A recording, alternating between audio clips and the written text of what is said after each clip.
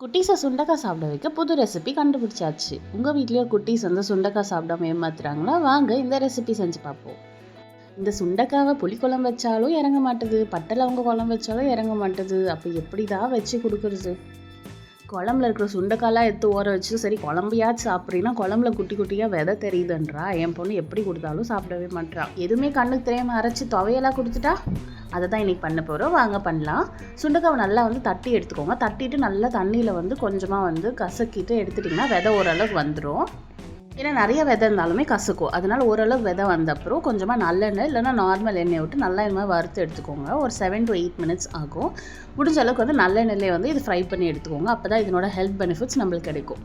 இது வந்து கொஞ்சமாக எண்ணெய் விட்டுட்டு சீரகம், கடலைப்பருப்பு, உளுத்தப்பருப்பு நல்லா சிம்மில் மொறுன்னு ஆகுற வரைக்கும் வறுத்து எடுத்துக்கோங்க. முடிஞ்சால் வந்து நெய்யில் கூட நீங்கள் வந்து வறுத்து எடுத்துக்கலாம். அதோட ஒரு 10 பல் பூண்டு, ஒரு 10லேருந்து 15 பல் வந்து சின்ன வெங்காயம், ஒரு 4லேருந்து 5 உங்கள் காரத்துக்கு ஏற்ற மாதிரி காஞ்ச மிளகா போட்டுக்கோங்க. இது எல்லாமே நல்லா பொறுமையாக ஃப்ரை பண்ணி எடுத்துக்கோங்க.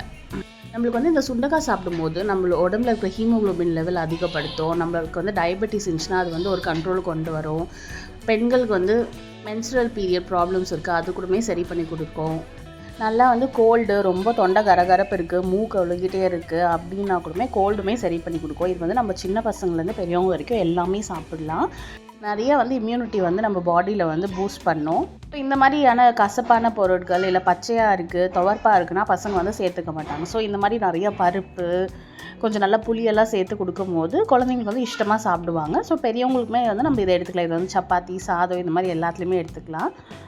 ஸோ இதை நல்லா வந்து வதக்கிட்டு கடைசியாக வந்து ஒரு சின்ன எலுமிச்சை பழ சைஸில் வந்து புளியை போட்டுட்டு சுண்டைக்காயை அது போட்டு கொஞ்சம் ஆறுனப்புறம் நல்லா அரைச்சி எடுத்திங்கன்னா கொரப்பாக சூப்பர் டேஸ்ட்டாக இருக்கும். இந்த மாதிரி சாதத்தை விட்டு நெய்யை ஊற்றி இதில் போட்டு சுடாக பிசைஞ்சு சாப்பிட்டிங்கன்னா டேஸ்ட்டு வேறு லெவலில் இருக்குங்க. கண்டிப்பாக ஒரு முறையாச்சும் ட்ரை பண்ணுங்கள், சூப்பராக இருக்கும். அவ்வளோதாங்க. சுடாக போகும்போது எவ்வளோ வேணால் 1 கப் இல்லை 2 கப்பு சாதம் உள்ளே போச்சு. சரி சொல்லிட்டு என் பொண்ணை எப்படி சாப்பிட வைக்கிறேன்னு பாருங்கள். இந்த மாதிரி 1 கப்பு ரைஸை வந்து போட்டு அவளை எடுக்க சொன்னேன். ஸோ இன்னும் கொஞ்சம் இன்ட்ரெஸ்டிங்காக இருக்கும்ல, நம்மளே சமைச்சு நம்மளே சாப்பிடும்போது. அது மாதிரி சொப்பு சாமான் விளையாட்டு மாதிரி போட சொல்லிவிட்டு அவளே கொஞ்சமாக நெய் விட சொல்லிட்டு பிசைஞ்சு சாப்பிட சொன்னேன். ஒரு 2 வாய் சாப்பிட்டா. அதுக்கப்புறம் நான் தான் அப்படி இப்படி பண்ணி கொஞ்சம் ஊட்டினேன். தம்பிக்குமே கொடுத்தேன். ஏன்னா தம்பிக்குமே கொஞ்சம் கோல்டு ரன்னிங் நோஸ்லாம் இருக்குது சொல்லிட்டு அவனுக்குமே ஊட்டினேன். அவன் ரொம்ப இஷ்டமாக சாப்பிட்டான். அவ்வளோதான். இனிமேல் அடிக்கடி எங்கள் வீட்டில் சுண்டைக்காய் துவையல் தான். உங்கள் வீட்டில் எப்படி? உங்கள் வீட்லேயே குட்டீஸ் கொடுத்து பார்த்துட்டு சாப்பிட்டாங்களா இல்லையான்னு கமெண்ட்டில் சொல்லுங்கள். இங்கே பாருங்கள், சாப்பாடு ஊட்டுறதுக்குள்ளே கீழே ஃபுல்லாக சாதத்தை இறச்சிட்டு சந்தோஷத்தை வேறு பாருங்கள். நாட்டி பாய். தேங்க்ஸ் ஃபார் வாட்சிங். அடுத்த வ்ளாகில் பார்ப்போம்.